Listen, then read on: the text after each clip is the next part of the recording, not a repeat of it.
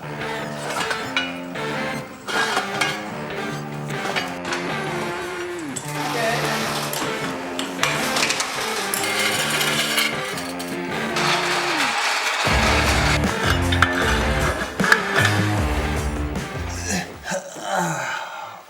we're back. What's good, Revving fam? We're back on the Viper again.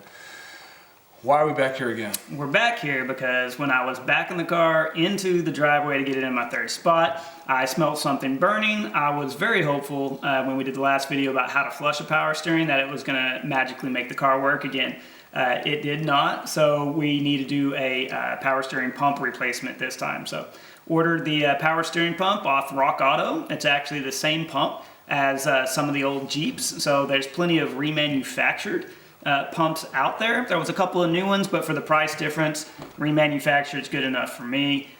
So got the new pump. And the new pumps, or the Viper pumps, or they not Viper pumps? Well, so they're Viper pumps, but they're sharing the pump with a Jeep.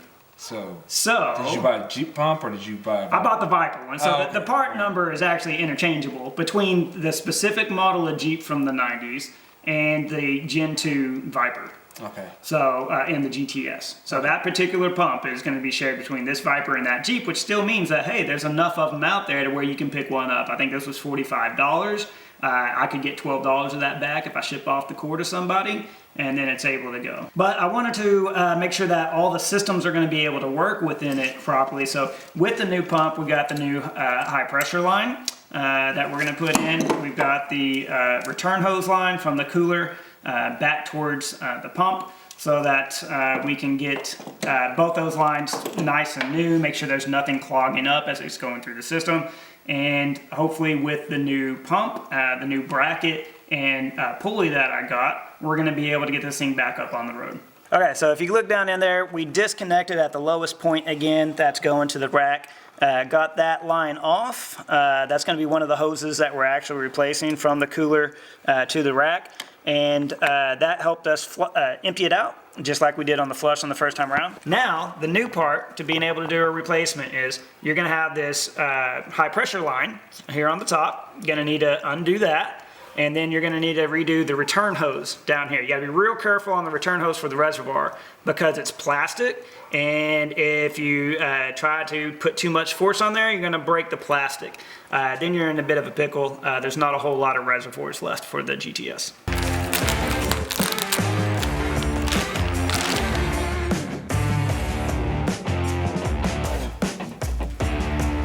When we get the new pump, I didn't want to have to deal with getting that old plastic pulley off because actually this plastic pulley broke. So it has a crack in it. Instead, we're going to put on the new aluminum pulley that we've got from Viper Parts Rack. So John B sent me this new pulley. It's a style that allows you to be able to go on without having to use a pulley installer. It's just going to have a different mechanism for being able to get onto the pulley shaft and then bolt this down and onto the new power steering pump. I also got a new metal bracket because we're going to see when we get the old one off. The old bracket is also prone to failure. So I wanted to get this nicer new metal bracket so that it won't be in the same prone to failure position. So once we get all this put back on the car, I should absolutely have power steering again. Unless the gear down where it gets into the rack is what I smelt burning. So I'm hoping that it was just the pump and now the pulley, and it wasn't anything along the steering rack or the gear that's right on top of that rack. Oh, oof. Jeez. So after a quick run to O'Reilly's right across the street, because every job needs one auto parts store run, we have got the correct American standard crow's nest, crow's feet, whatever that's called, tool to get onto this high pressure hose. Gosh, if I can, there we go. And then we got a breaker bar so that we can try to get this thing off, because it's got 24 years of heat cycles going into that original power steering pump, and just wants to be a little bit of a pain to get undone. If you want to go down any further, hopefully this works. So, it took all this to get the brake. Now, when we put it together, it says it only needs about 25 foot-pounds. I'm putting way more than 25 foot-pounds into this. So Yeah. maybe 20, how many years? 24 years. Maybe 24 years of heat cycles from a V10 has made it stick. But at least we got off now. So you guys may need some serious leverage to get this off. Yeah.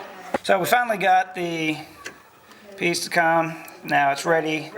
It's loose. It's ready to come all the way out. But we got to make sure that we can actually get that line. It goes in. Oh shit.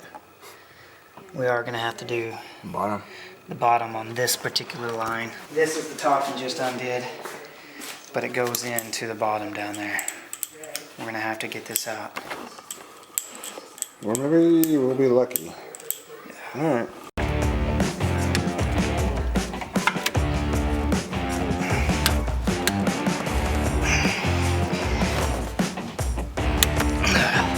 Got it.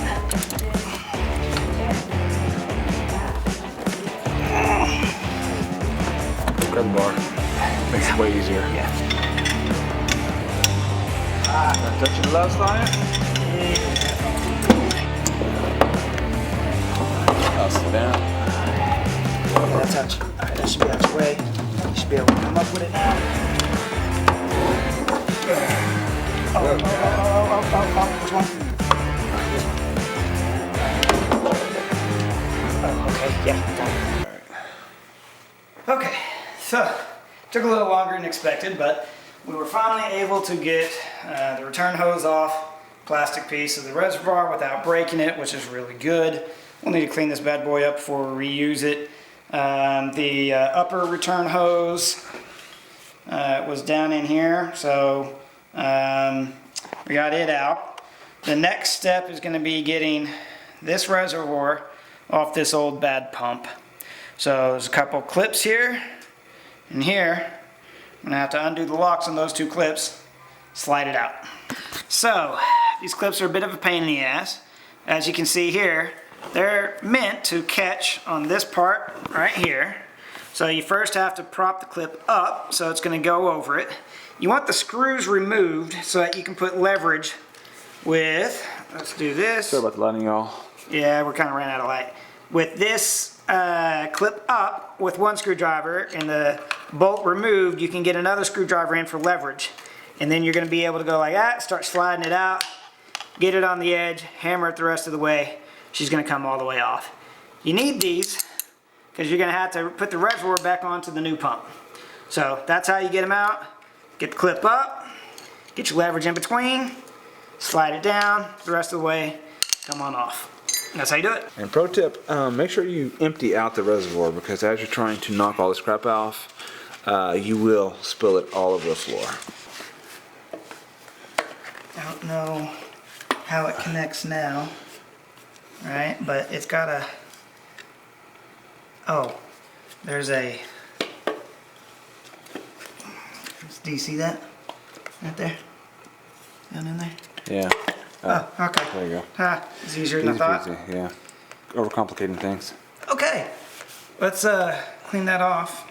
This is done. Thank you. Needed that. Let's clean these off. Clean the reservoir off. Get it on that. Get the pulley on that. Then we can put it on the car. Yep. Oh, there's a little bit of fluid already there, huh? Yep. Oh, perfect. Check this. A little bit of fluid. O-ring's in. A little bit of fluid on the O-ring. So now we should be ready to connect it to this guy.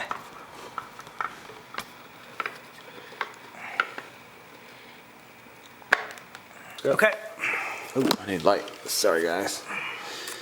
Alright, so we discovered that to get these clips on, you have to put basically both the edges on at the same time. Because otherwise, the clips torque that to where they can't get into the guides. Yeah. This one on fully meant that we couldn't bring this part of the reservoir back down enough to get into that guide right there.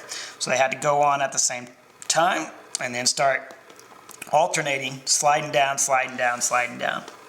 Then it got fully tight. We don't think the clip's depressed on this one, but that's okay. It's snug as a bug in a rug.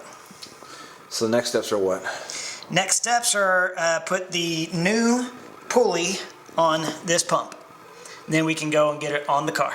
Hook up the hoses, fill it up, be done.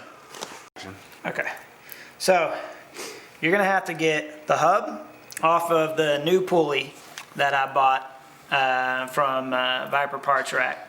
So it was put on by these three guys. It was a size 732 Allen wrench. You're gonna take those out. There's 2 washers on that. Make sure you keep the washers. We should now be able to get the hub off of the pulley somehow and put it on the pump. Okay. All right, so after you pull the screws out, you take the washers off, and then you apply them. Put them into the other 3 holes that they had. So they came out of this one. They're going into these 3 holes. This is going to allow you to be able to get the hub off of the pulley.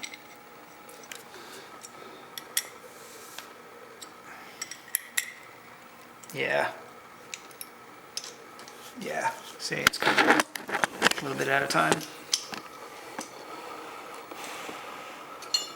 Oh, Woo! Okay. So now, which one's the flatter? This is the flatter one. Alright, so we need to put this in there a little bit so that we can get it on. So I'm guessing straight up and down, huh? Yep.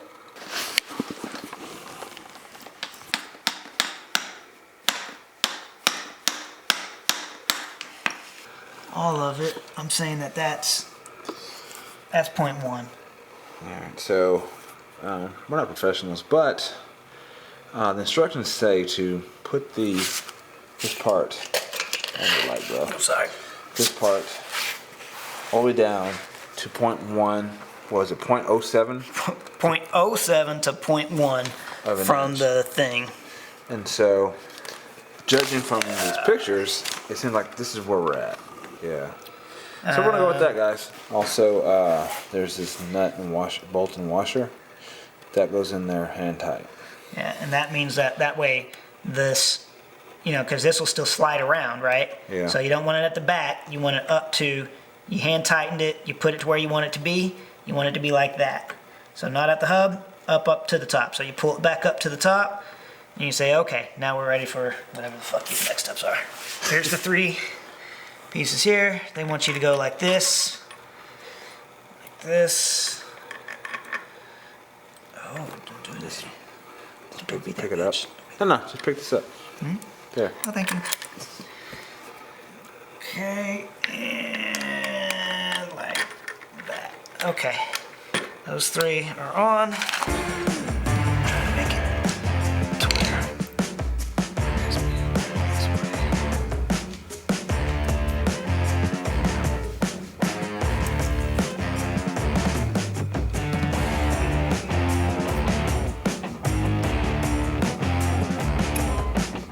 Okay, so once you tighten all these screws, bolts, nuts, what are they? Yeah. Whatever. So, get your Allen wrench. You're gonna go one at a time, right? Tighten, tighten, tighten, tighten, tighten, tighten, tighten, till you're about flush with that right there. Yeah. All right, and then you're gonna pick it up. You're gonna test it out. And it should not wobble. Make sure that it doesn't wobble any. Right. We're moving with no wobbles. It's way better than this. This one wobbles. You can even tell right there. You don't have to pick it up how much wobble that had in it, right? Because that guy was broken and not really working right anymore. So you don't want any of that type of wobble situation. Wobble, wobble. So this one has a lot better.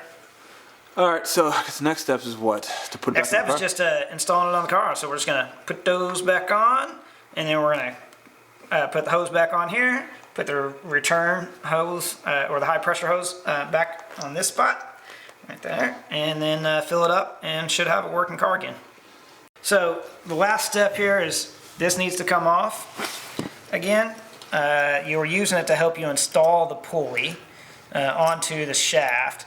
Now that we've done that, we take this off. We want to make sure that our hub and our pulley are in alignment. right? You don't want to have the pulley too far out off the hub. Looks like everything is pretty dang flush here, right? So I think we're good. I don't think we need to worry about tightening these down any further. As a matter of fact, they won't go any further. So just to make sure, yep, no, they're all there. So the last piece then is put a little bit of Loctite on this guy, and you're going to stall him back into there. So we got our Loctite here. I'm just going to put a little bit of that guy on here. I'm pretty sure it just comes out. Yeah, there we go. Come here.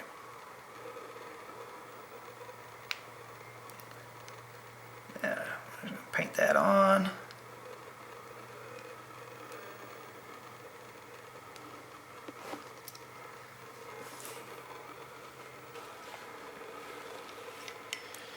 Go back down in there, guy. First thing you want to do on your rubber washers is want to get a little bit of fluid, so put a little something on your finger. Let's put it on. Oh, come on. There you go. Alright, it's on. Lubed up. On, should be ready to install. So put it underneath the hose. Yeah, like that. Gotcha. Okay, so again, so make sure it's 95 inch-pounds. Alright, you on it? Yep.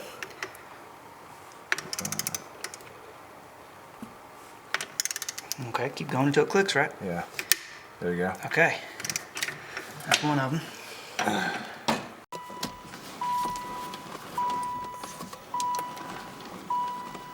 All right. Yeah.